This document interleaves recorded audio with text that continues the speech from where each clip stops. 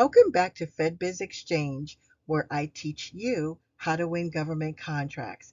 I'm Michelle Brown, your coach and your mentor. In this video, I want to talk to you about step 1.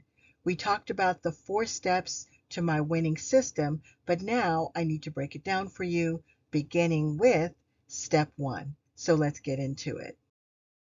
Before we get started, I just want to let you guys know about my exciting new GovCon startup program. I'm teaching this program live in 4 sessions starting October 21st. Let me tell you all about it. In this GovCon startup program, I will teach you live how to set up your basic foundation to winning. That's what it's all about, is learning to win. We'll use my 4-step system to get you set up to win over and over and over again. We'll give you the basic foundation no matter what your situation is. If you have little to no government contracting experience, you're having trouble winning, you're having trouble choosing a product or a service, you feel as though you're missing a few steps, you don't know how to set up your capability statement or your bid package, you cannot find the right codes, your SAM is not set up correctly, I will cover all of that in my live GovCon startup program. Click on the link in the comment section to enroll now and get $100 off. Step 1 is you using information that I'm going to show you where to get to it to locate your correct codes. What do I mean by correct codes? That means codes for industries that you want to work in. Now, if you don't know what industry you want to work in, you might need to do a little bit more researching, like I did. You just look around. It's like, oh my God, the government spends $5 billion a year on medical supplies. I didn't know that. And they had these goals. But you don't want to just think about being a woman-owned or minority-owned. I don't teach that anymore. Do I say go get it? Absolutely. But it doesn't matter because you ain't got that much competition anyway. What you do is you show up and they see that you're a woman, and then they might start setting aside for you. That's how you play that game. So for me, that example with the clothing, I need to know the codes. And what did I do? I went and looked up all the codes. How did I do it? I did it just like I'm going to show you. So to win, you must learn and know your codes. You don't have to know them by heart. You just choose them to set up your SAM. And if your SAM is not right, you need to go back and fix it. But don't do it until you have your entire story together. Because now, every time we touch our SAM, they might ask questions. So I try to get my stuff together before I go back into SAM, okay? So you need to know what your codes are. And those codes are going to be based on where you're headed. If you know you're an automotive guy, you have an automotive shop, and you want to sell services to the government, fixing cars or selling parts, then you need to know what codes the contracting officers are using and which agencies do they work with. Okay, so contracting officers often use wrong codes.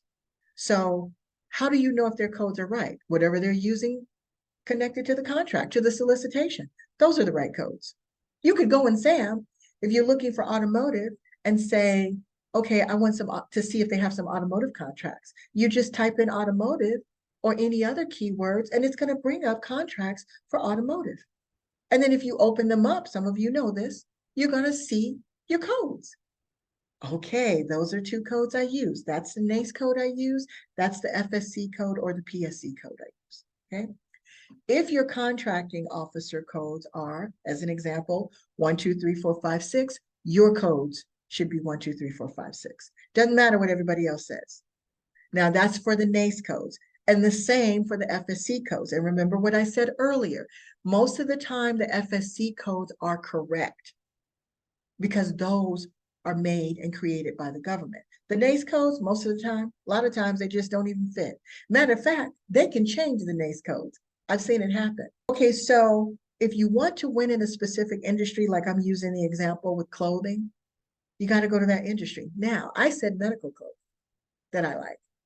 How will I know the difference between the codes with medical clothing and regular clothing? Because the government does a lot of uniforms. There might not be a difference, but I wouldn't know that if I don't do my work, right? So in step one, as we continue, you need to know what the agencies, the contracting officers are buying, when they're buying, where they're buying, how much they're spending, and how much they're buying in certain categories. And are these 1-year contracts, one-time contracts? Are they 5-year contracts? A lot of these types of contracts, they're for 5 years.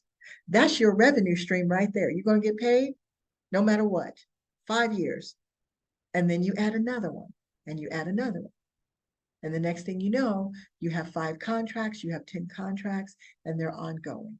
Not all of them may be 5 and 10 years, 4 and 5 years, but you get one base and you get 4 additional contracts. That's a nice thing to have. Okay. So, and that's what I'm doing with my manufacturing and that's why I like the idea of clothing, because I'm in medical. I don't want to just do pharmaceutical. I want to have multiple things that I know the government consistently needs and buys, and I want to be that source. And how do I find that out? Well, after I just told you all of these things, the next step is for me to run a USA spending report. I know a lot of you know what this is, you just may not know the value of it, and you may not know how to use it. And it's overwhelming if you don't know what you're looking for. All I did was, and this was, last year, when I decided, okay, I want to get into medical clothing. Now, I'm not going to make the clothing because I'm making other things. I don't have time for that. But I'm going to find someone that's making it for me. And I have. I started last year. I found a very good subcontractor that's going to make these things for me.